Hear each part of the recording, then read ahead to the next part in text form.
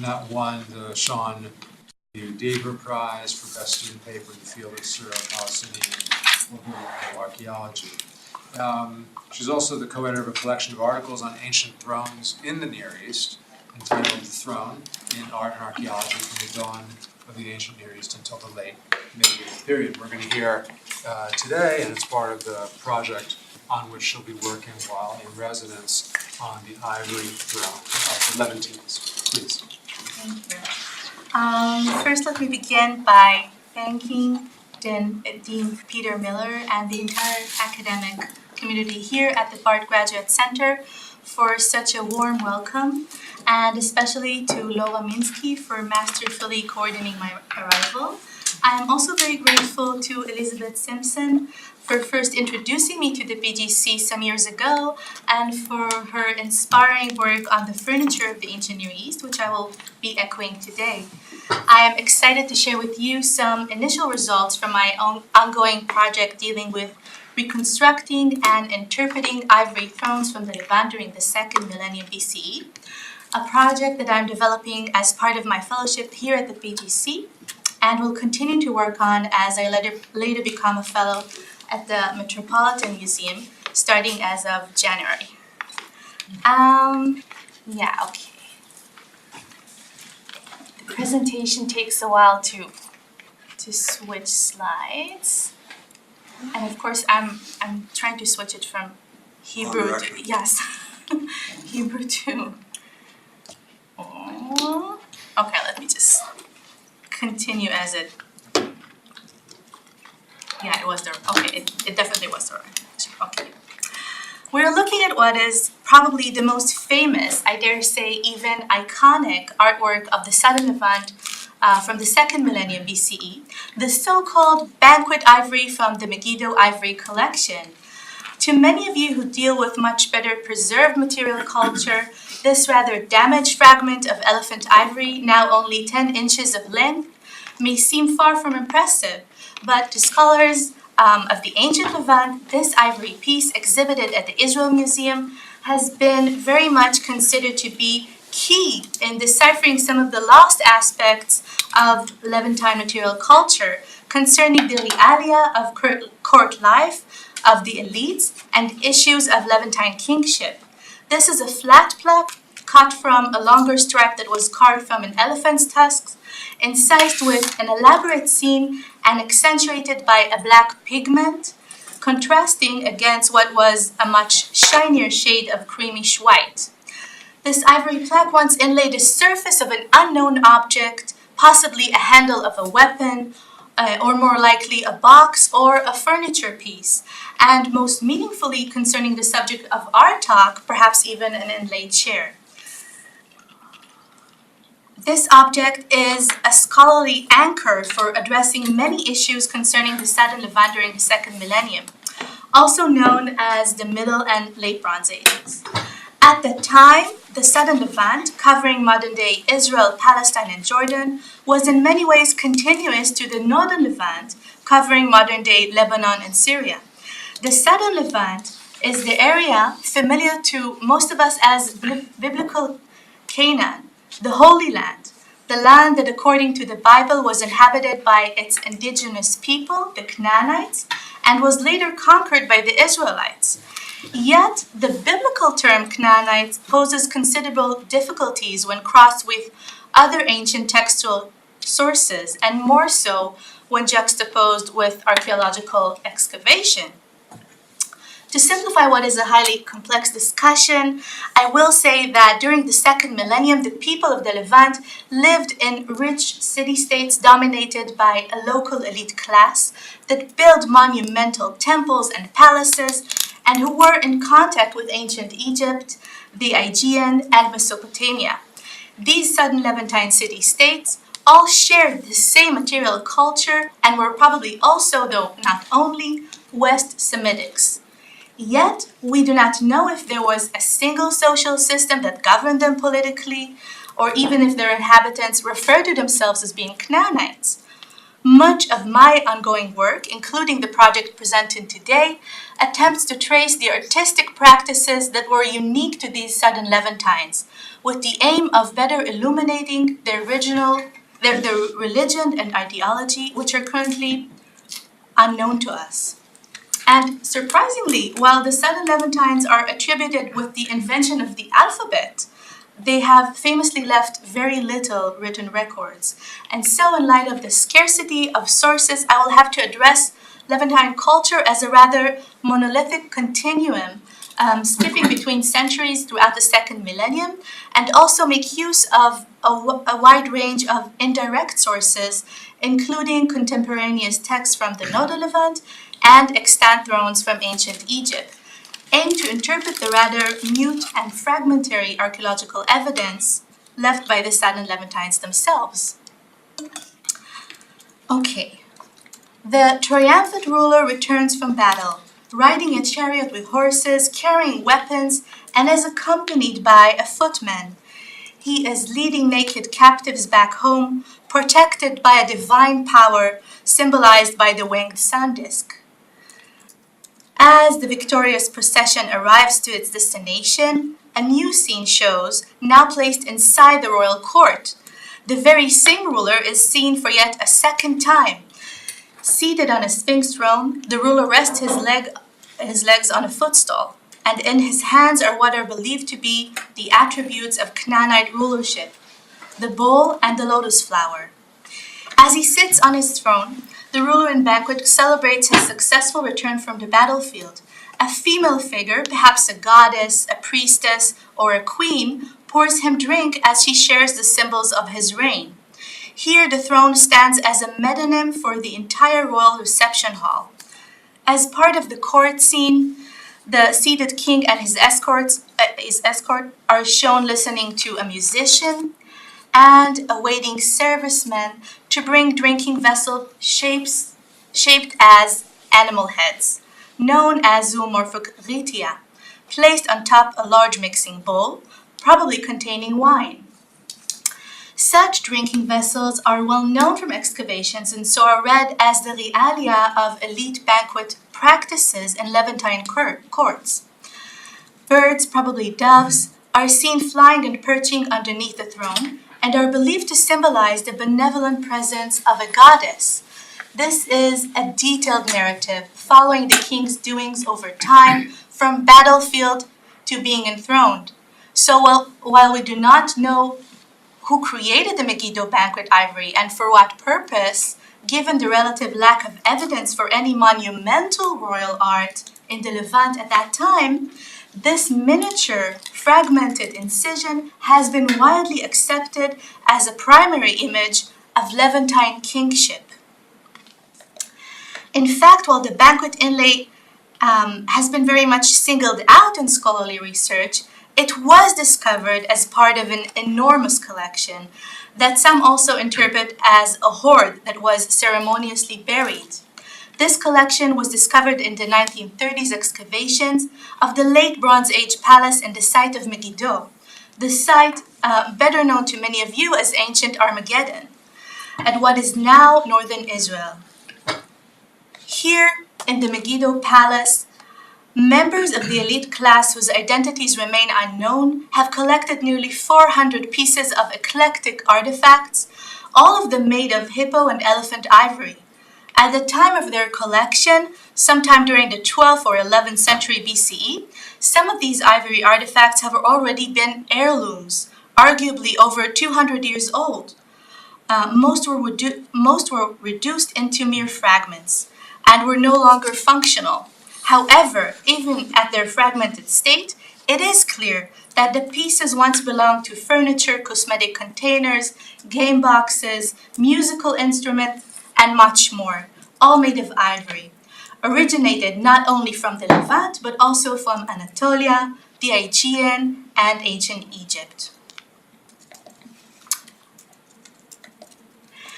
So the idea of depicting a royal scene on a small piece of ivory raises several questions. Most urgently, we ask, why was this image chosen to adorn an artifact, and who was meant to see such a miniature image?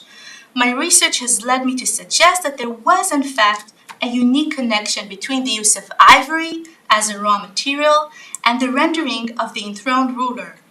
Rather than treating this image as a representative or idealized description of Levantine elites, I believe that in the eyes of the Levantines, such ivory miniature may have had an active role in creating and securing Levantine monarchy, pointing to a nexus between ivory and the conceptualization of the Levantine throne. Indeed, we have ample evidence for the ongoing importance of ivory in establishing Levantine elite identity. While we cannot always ascertain whether this ivory was harvested or worked locally, it is clear that it was coveted by the Levantine population and certainly used locally. The rarity of ivory, reflecting the difficulties endured in its obtainment, being the tusk and teeth of formidable animals from restricted habitats such as elephants and sometimes hippo and wild boars, imbued ivory with symbolic value. This value, coupled with ivory's plastic malleability, its durability, and its luster, all made ivory a well-sought-after raw material. So as we envision ivory trade in the Eastern Mediterranean during the second millennium, we should consider a rotating circulation of raw materials belonging to the ivory family, including elephant, hippo, horn, and bone, all shipped in every direction in the Eastern Mediterranean and the ancient Near East. Many of you may wonder at this point, was ivory even local in the Levant? And the answer is complex. Hippo ivory was certainly available locally, as hippos lived in the swamp areas of the southern Levant, but may have also been imported from Egypt. Asian elephant ivory may have arrived in the Levant through Mesopotamia, and African elephant through Egypt. We also know that there was a local elephant, the so-called Syrian elephant, that survived in Syria at least through the first millennium BCE, as both Egyptian and Assyrian kings mentioned participating in royal elephant hunts in Syria. In the Syrian palaces of Alalakh and Katna, elephant bones were kept and even showcased during the Middle and Late Bronze Ages, perhaps as trophies of royal hunt. Access to ivory seems to have been more limited in the southern Levant in the Middle Bronze Age, but it is clear that during the second millennium BCE and especially in the Late Bronze Age, foreigners, including the people of the Levant, took an active part in trading ivory around the ancient Near East. For example, the 15th century BCE, Levantines were depicted by the Egyptian as bringing into Egypt live elephants, whole tusks, and ivory artifacts. At the height of the Late Bronze Age, during the 14th century BCE, cuneiform letters found in the Royal Archive of El Amarna, Egypt, tell us that for a certain period, Egypt, in fact, ruled the southern Levantine city-states. It also records how the kings of the great empires of their time, such as Egypt, Babylon, and Mitanni, as well as petty kings of the Levantine city-states, have constantly asked one another for both prestigious artifacts and raw materials, including raw ivory, furniture, and ivory statues. The picture that raises from the Amarna archives fits perfectly with the discovery of the sunken ship at Uluburun, modern-day Turkey, whose rich cargo included both elephant and hippo tusks, as well as cosmetic containers made of ivory, collected from across the eastern Mediterranean basin and shipped to an unknown destination. Indeed, it has been speculated that the Levantines were among the members of its crew. The immense importance of ivory to the Levantines is also well documented in the archaeological finds. In the Late Bronze Age, an astonishing array of ivory artifacts were used by the elites in every aspect of their daily and ritual life. Yet, their interpretation has caused ongoing controversy. Ivory art objects, being highly portable, were circulated around the eastern Mediterranean basin to an extent that hindered our ability to identify where and when such ivories were first carved, and distinguish between independent artistic styles. Under such fuzziness of style, scholars have interpreted the same ivories as expression of two competing research paradigms. According to the first, the luxury art of the second millennium should be defined as part of an international style, a hybrid style possibly aimed to intentionally blur local characteristics to ensure that similar ivory artifacts were consumed throughout the Mediterranean courts to create a cohesive, shared identity of international elites. The rival paradigm argues that the very same prestigious ivory artifacts, such as the Megiddo collection, were rather Egyptianized, meaning highly influenced by Egyptian material culture, or copies of Egyptian artifacts made by non-Egyptians, who, by misreading the Egyptian source, created a hybrid, culturally mixed style. Both the international and Egyptian style theories address the inherent difficulty in identifying visual traits expressing Levantine artistic practices. However, even in an era when the exchange of art objects blurred artistic boundaries, my research has suggested that we can in fact point to a Levantine tradition portraying enthroned figures on top ivory inlays and objects. In the Megiddo ivory collection itself, there were in fact not one ivory depicting such topos, but rather at least 3 ivories with the image of the ruler seated on the throne. The Megiddo banquet ivory, a miniature model of the very same Sphinx throne, and another group of 4 ivories, much worn, presenting once again the image of the ruler returning from battle and seated in banquet, this time on what appears to be a stool. In addition to Megiddo, the enthroned ruler is well known from ivories from other Levantine sites, but apparently was not found outside the Levant or perhaps outside Anatolia. The differences between these ivories reveal that they may reflect a dynamic royal model, indicative of the styles of different Levantine elites over time. The ivory objects that were adorned by the image of the seated Levantine ruler were mostly boxes, containers, and furniture pieces. There was apparently a distinct local tradition that linked the Levantine ruler with the ivory throne. One notable ivory arrived from Tel el-Farah in the southern Israel, in a building that may have been used as an Egyptian governor residence. Since its discovery in the 1930s, the Farah ivory has been closely compared to the Megiddo banquet inlay, dated anywhere between the 14th and 12th centuries, roughly the same as the Megiddo ivory. The Farah ivory is illustrated with the image of a ruler enthroned, celebrating in banquet after his men successfully fished and hunt birds.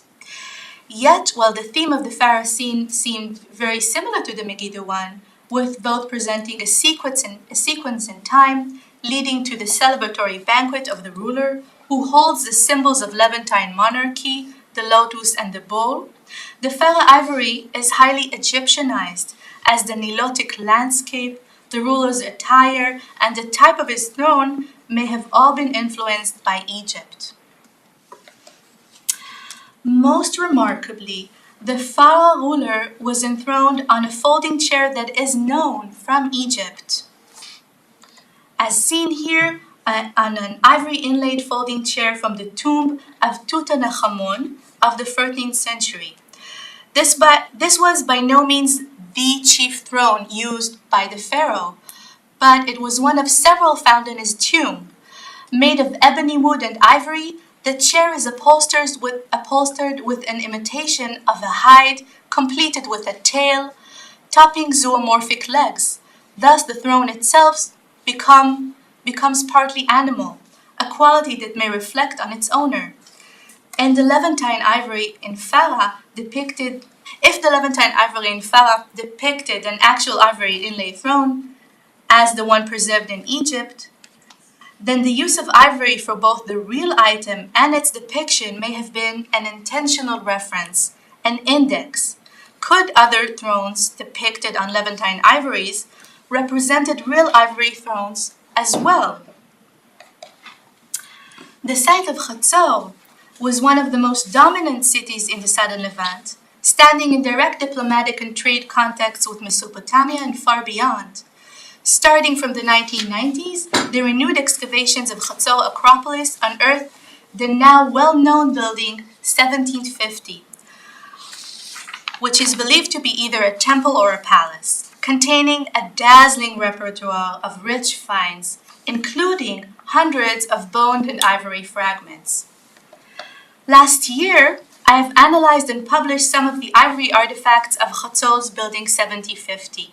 Chief among them was this intriguing ivory head, less than 3 inches tall, which was found in the destruction level of the building. Sometimes during the 13th century BCE, Khatsor's Acropolis was burned down in a fire so fierce that the ivory turned gray. But it was evident that the ivory head was part of an object that was dismantled long before the fire, as the head showed signs of mending that were never finished. At the time, I speculated that this ivory head may have been, in fact, part of an ivory throne with a potoma at the head and neck of a figurine. I then later identified a truly unprecedented artifact among the Khatsor ivories, a full-sized, round leg of a furniture piece made of elephant ivory, the likes of which were never discovered in the southern Levant or beyond. A preliminary 3D scanning by Otal Harouche of the Hebrew University revealed how such a leg would have been situated within a furniture piece through round and rectangular cavities and bronze nails. These new finds from Khatsor inspired an attempt to reconstruct them as a Megiddo-like Sphinx throne, as similar Egyptian thrones may illustrate how such potomas were once joined to a seat. The design of the Khatsor head seems remarkably like the description of the Sphinx head from the Megiddo throne. This similarity is most apparent in the profile and the shape and location of a wide ear. Yet another surprising similarity is the delicate pattern of double stripes on the collar. Additional fragments may have been used as lining and as a Khatsor ivory wing with a scale pattern fitting perfectly with the side of the Megiddo throne. I therefore suggest a new parallel, a 3-dimensional throne, possibly a full or inlaid ivory throne from Khatsor, is highly compatible with the Megiddo 2-dimensional description of an ivory sphinx throne. A profound aspect of this Levantine group of ivories is thus that while it depicted diverse types of thrones, the real thrones themselves were probably all made of ivory. And I apologize for the fonts, somehow they got very versatile. They weren't supposed to be like this. Okay. Textual sources from the southern Levant, from the northern Levant, from sites roughly around Lebanon and Syria, reveal a lot more about the meaning and function that thrones may have had.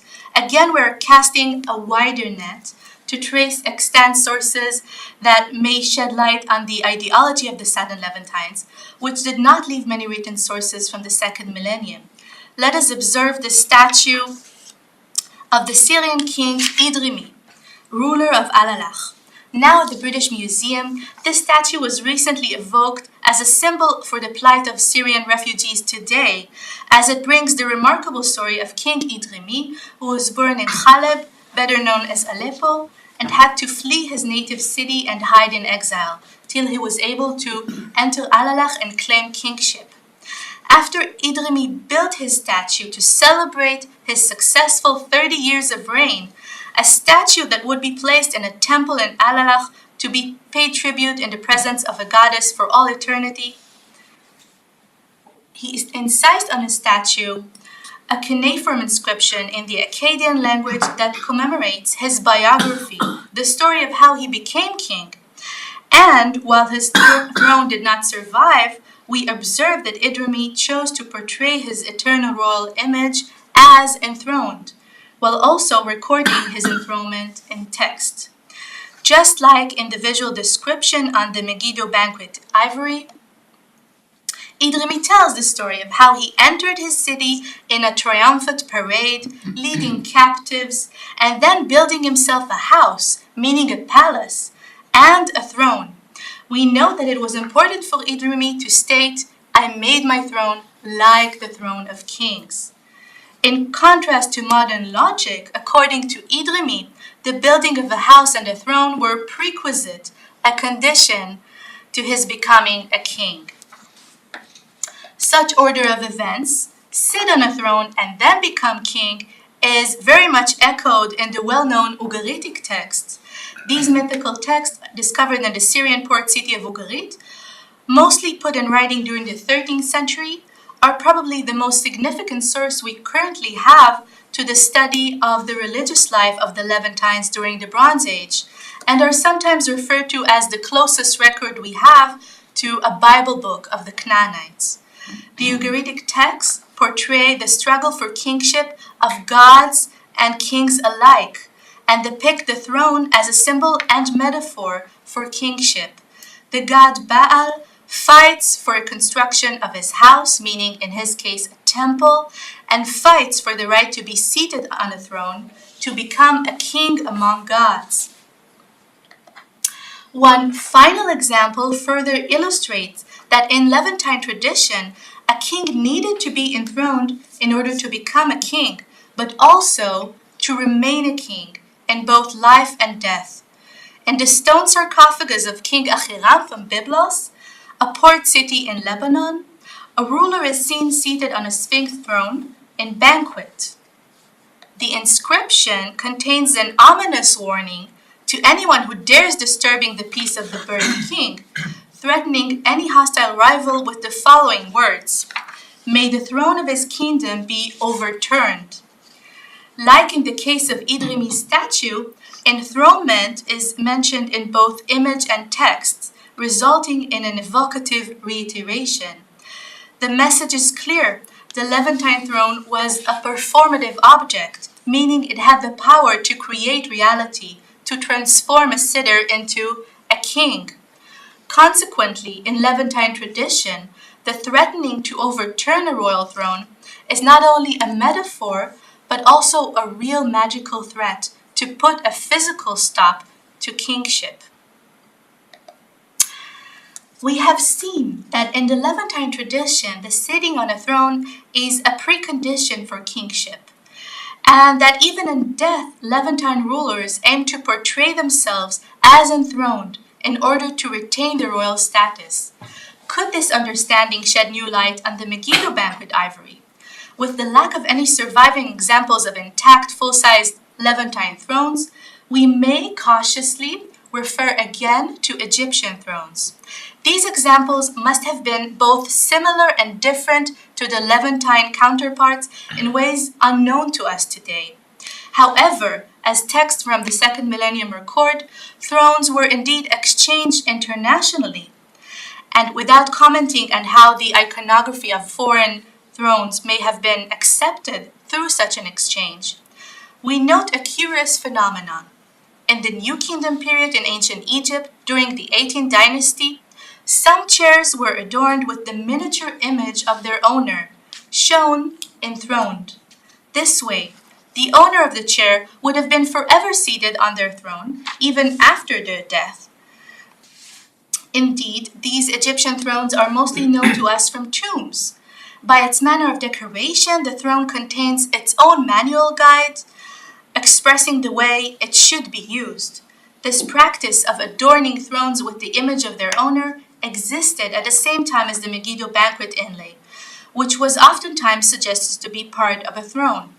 Thus, the miniature Megiddo image may have not meant to be seen by mortals, but to be placed on top an actual throne as an eternal replacement of the king in his absence, making it essential for the miniature to repeat the evocative powers of the shape, iconography, and material of the full-sized Levantine ivory throne in order to remain active.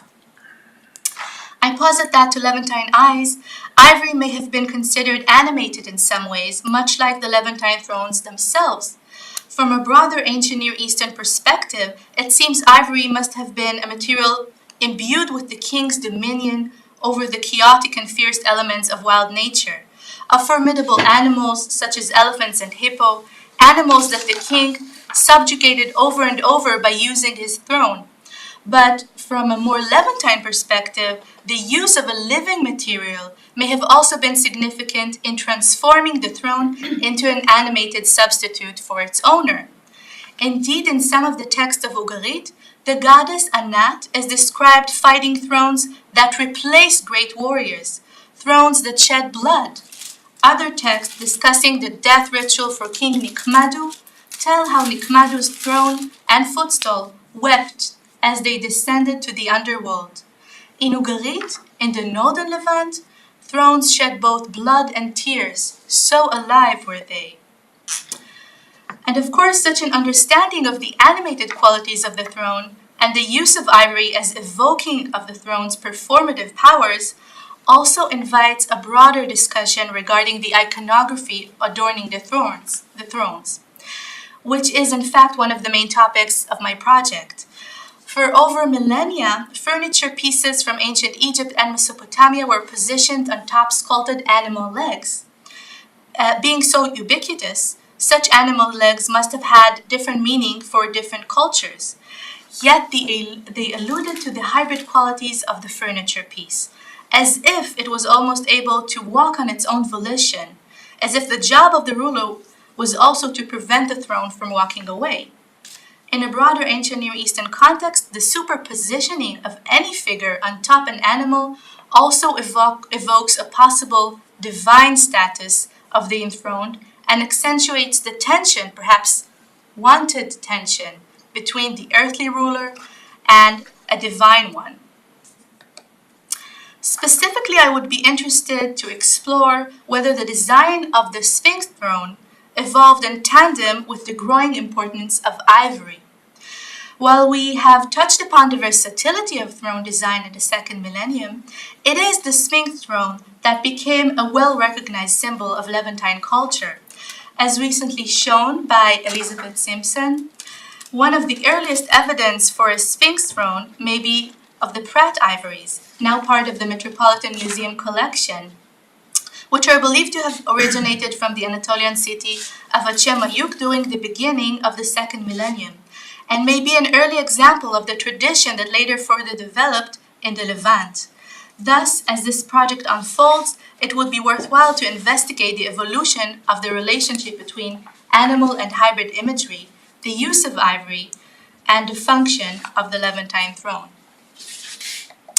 To sum, we began by examining the Megiddo banquet ivory as key to the conceptualization and practice of Levantine kingship.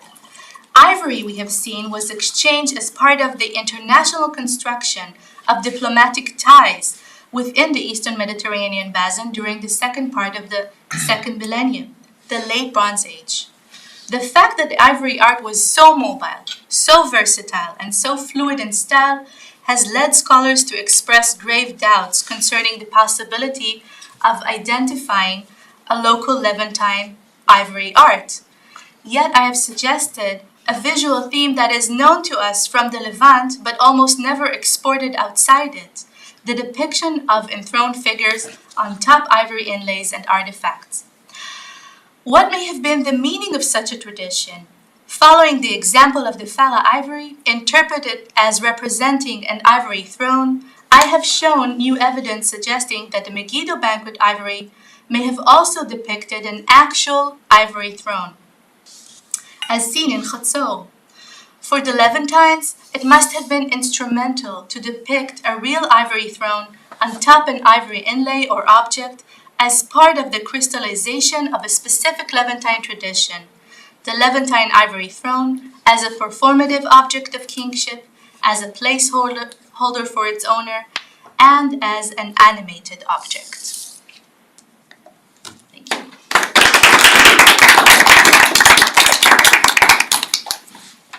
Floor is now open for questions.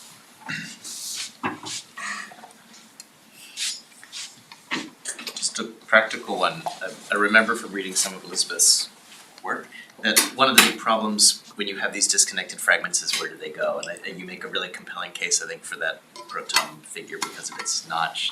I'm wondering, do you have ideas about what the original shape of the plaque was? Was there another, can you reconstruct a matching, round thing on the outside? And does that give you any sense of where it might have gone if the aim is to kind of reconstruct what one of these thrones would look like in 3 dimensions? That's a very good question. In fact, it's famously recognized that the shape of this inlay, apart from being fragmented, is very atypical. The rounded end at the left side really speaks of it being part of an object that we have no idea what it might be. And I don't think that we have any good examples of any extant Egyptian thrones that would show us where this might have been situated. Ideally, according to the Egyptian parallels, it should be in a place that is really replacing the owner. So on the back of the throne, for instance, but also on the inner sides of the throne and outer sides. And I have in fact worked on the process, the biography of the object, as it were, how this object may have been reused and mended before ending up as part of the Megiddo collection. So we have, I don't really know how to use this, but yeah. So we have different types of holes, smaller ones and bigger ones, that attest to at least 2 attempts of mending it, and lines that I believe were indicative of an artist sort of marking where he would like to saw this item in order to be repurposed for some reason. So I have a lot of associations, but not a true answer. Liat, if I could just ask you one question, because you made me think about ivory thrones in a completely different way as a personal possession. I want to ask you if you could expand a little bit more on that. It seems that each king had a responsibility to have their own ivory throne, and that was not something that could be passed on except through conquest. What do you think about that? That's a good question. I do wonder about that. So, for instance, would this be considered an individual portrait of a king? It's truly an anachronistic term, but I do wonder about that. Well, part of the things that I didn't say now is that I also found an inscription on this inlay, and this really, it could be a votive inscription or it could be the name of the owner, and this really gives the impression that at one point before this became part of the Megiddo collection, this fragment was somehow dedicated, really speaking to this idea of ownership, and I don't know if it's the ownership of the king or a descendant or an artist. But yes, I am preoccupied with thinking of how these ivories could be related to specific people, if at all. Well, the thrones, bleeding and crying. Right. They seem like they're almost like, they're directly connected to one individual. So you can't really. It just seems to me like there isn't one throne. Each king has his throne, and the son doesn't inherit the throne from his father. And that also, I feel like you could think about the impetus behind the amassing of huge quantities of ivory later in the early first millennium by the Assyrian kings as a very direct act of conquest of the power, the connected personal physical power of the kings whose ivory they took. For sure. I think that part of this idea of personal possession would be, again, thinking of Nikmado and Ugaritic,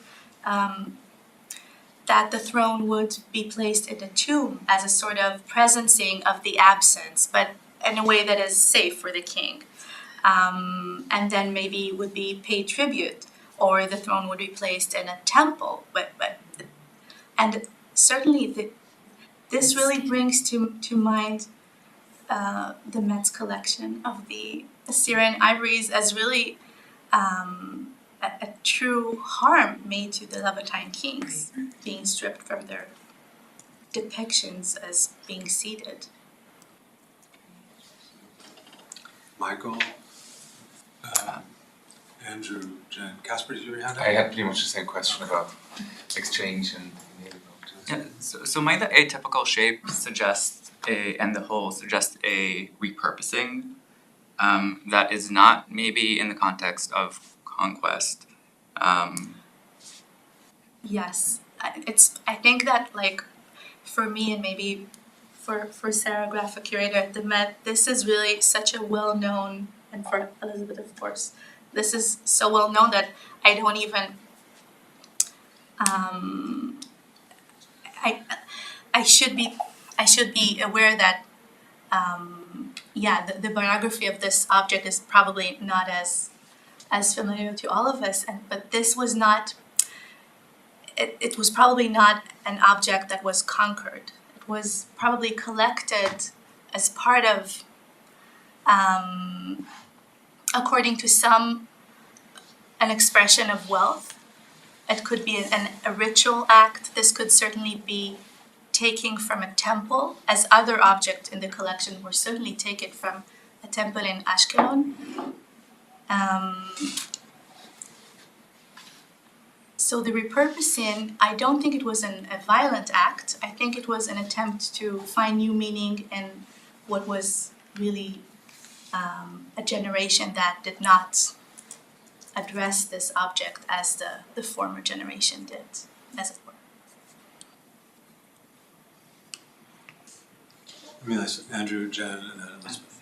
I just had a question about the Sphinx in relation to the notion of animation, because it's the other animals depicted are real animals, it seems. So, do we know anything about the mythology of the Sphinx, within this culture, and how might that relate or alter the notion of animation? The Sphinx is really, it does problematize a lot of the interpretation of the iconography of the throne, because we do know a lot about ancient Near Eastern sphinxes in general, but I don't think that anyone would be able to say that we know what the Sphinx meant for the Levantines. But at the same time, as the Megiddo ivory was used, in Egypt, the Sphinx was really a symbol of Pharaoh, of the king. But then again, in the Levant, it was certainly a divine symbol. So it would have been kind of a bit unheard of to represent an earthly king with the Sphinx. So this is really a case of a complicated dialogue between how this very same symbol would have been interpreted at the same time in different cultures around the ancient Near East. To me, I do believe that over time we would say that this may have really been a god. It could have been, perhaps even more probably, a divine king rather than an earthly king. But that's some speculation. Thanks. From a conservation perspective, one of the challenging things about ivory is its porosity, but the scientists at the Rathken lab in Berlin recently published this great work where they found that because ivory is porous, if it's been previously gilded, you get nanoparticles of gold that leave a violet shadow. The color ranges from violet to pink left behind in the ivory, and the same thing is true of other pigments that have been applied to ivory. They tend to get into the pores of the material. I was wondering if you've observed any of that purple or pink shading on the ivory that you've looked at, or if that's something that you plan to look into in the future. Would you be talking about visible shades to like Definitely. then I think the answer, we have an expert Were right you here. talking about under high magnification or under UV light or something like that? Even under visible light, it's a very faint purple tone that's due to the nanoparticles of gold, the same way that those particles turn glass either purple or red. Well, with the Ajamiyuk ivories, a lot of them are red, or many of them are red, which I think indicates that they were stained red. And there is a lot of evidence for stained ivories and colored ivories in antiquity. Stained like with a plant material or? Stained with I don't know what. But the Met hasn't yet done that analysis to try and figure out. And we hope they'll Yes. do it. It's out of my hands, but I would support that Yeah, important analysis yeah. on such a, I mean, it's always so interesting. Why would they stain it and cover it? You know, that's always the question that ivory specialists get. Yeah. Ivory is such a beautiful material, so why do you dye it purple? Why do you cover it with gold? Why do you inlay it with glass? And I think that's, I don't know, Liat, you're bringing up metaphysical issues that are also important to consider. Ivory as a living material. It's important not just for how it looks, but for how it lives. It was important even when it was stained and covered with gold. I wonder, it does complicate this sort of glorification of the ivory as a living material, but I will say this, that in the Amalna archives we have so much written evidence of how ivory was treated differently, so we can maybe imagine that part of the staining or the color scale or gilding could have been a way for the artist to maybe do give sort of imprint of their own workshop, perhaps, because in the Amalna archive, the technique of gilding and coloring is sometimes associated with mentioning where the ivory came from. So this could be a point for future consideration.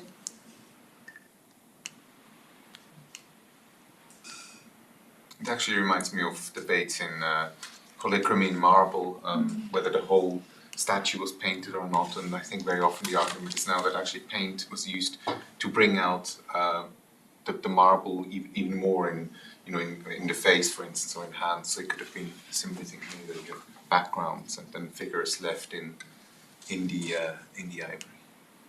That could very well be the case.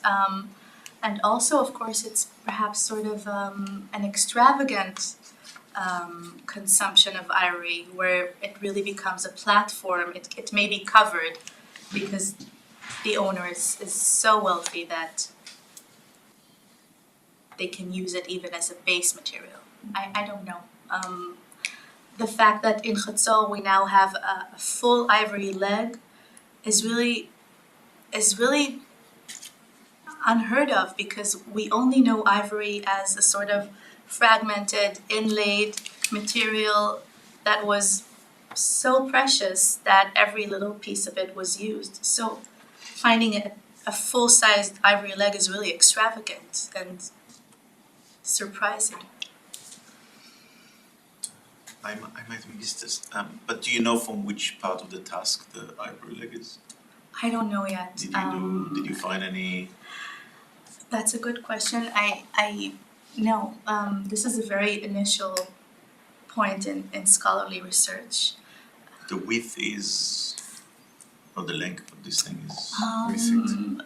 Yeah, I wonder if I could jump back to it very quickly. It's about this size. 26 centimeters. Oh no, the Megiddo one? Yeah, the Megiddo one is, Yes, the Megiddo is 20, and actually the fact that the Megiddo one is 26 centimeters is really interesting because it's sort of a permanent size. I mean, it's a standardized size. But the Chatzor ivory leg is could be from a rather smallish task of an elephant. Yes. It's 18 centimeters. yes, but Well, it's but then depends how you slice it. I mean, that's the problem, right? Because many tusks are, you usually slice them as salami rather than, but then I guess 18 centimeter could be a width of a task as well. That's why I was wondering if there's, because you said there's a very big archive, or the archive tells us a lot about ivory. So I thought to what Yes. extent we know actual ways in which tasks were sliced up. Yeah. there are some well-accepted reconstructions, mostly about the way the Ugaritic ivories were processed, sort of finding how each object would fit into an imaginary tusk. Yeah, But we don't have any historical records of the process. I see. With the Ajamic ivories, they're longitudinal, and with the Nimrud ivories, the legs that actually survive, they're longitudinal. That's interesting. Which means that they were carving around them. Yeah, Which means that, what did they do with the things the material they extracted? they You made know? little ivory You things. think, okay, they made little ivory things. That's interesting. Because later I know that they slice them like salami to get the most out of the ivory. The Megiddo is definitely the famous inlay that we saw. That's definitely a slice of salmon.